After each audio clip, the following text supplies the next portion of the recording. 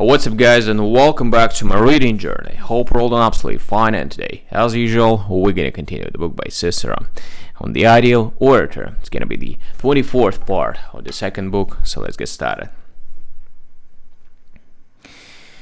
You are mistaken, Catalyst, Antonius replied, for I myself have already run into many aphormia.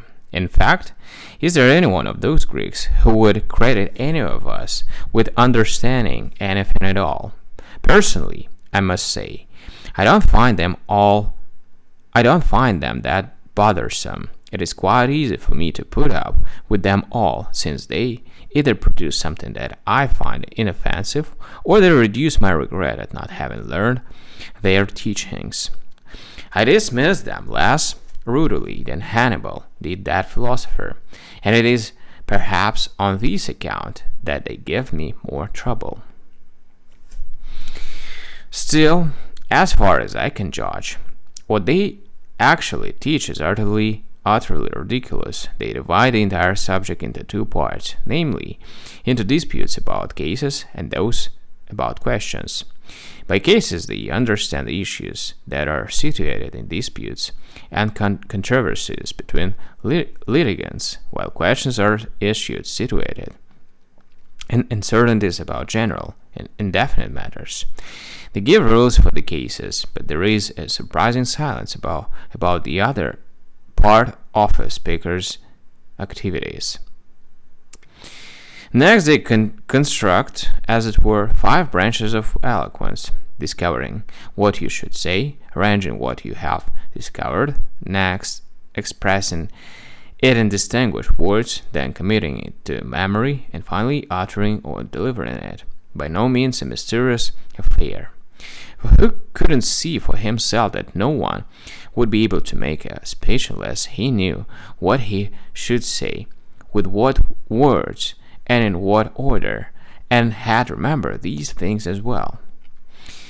Now, I'm not saying that I disapprove of these rules, but I do say that they are obvious, exactly like those 4, 5, or 6 parts, or even 7, since different people offer these different schemes, into which they divide every speech. They tell us to use an introduction that will make our hearers well disposed to us, receptive and attentive. Next, to set out the matter at hand in a narration, and to do so in such a way that this narration is plausible, clear, and brief.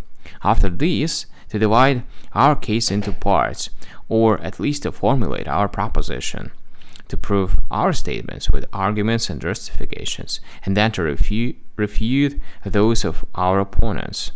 At these points, some place the conclusion of the speech, its ending, so to speak, while others tell us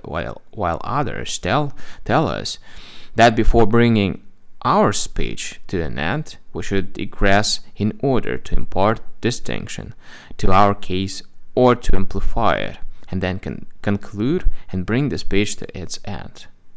I do not disapprove of even these rules. This is quite a neat classification. Alright, guys, we've done with this part, and we, as usual, gonna continue tomorrow. So, thank you for joining this reading session. See you tomorrow. Bye.